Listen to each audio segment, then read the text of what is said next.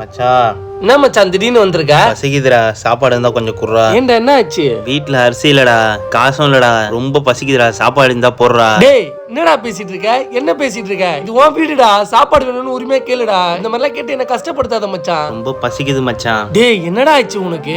நம்ம ஃப்ரெண்டு தான், ஆனா ஃப்ரெண்டு மாதிரியா பழகணும், அண்ணன் தம்பி மாதிரி தானே பழகணும். சாப்பாடு வேணும்னு உரிமையா கேளுடா.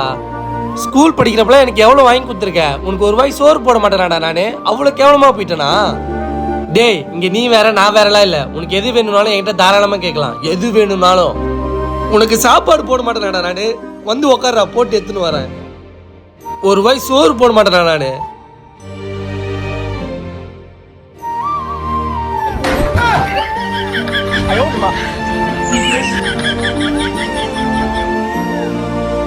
மச்சான் சாப்பாடு இல்லடா.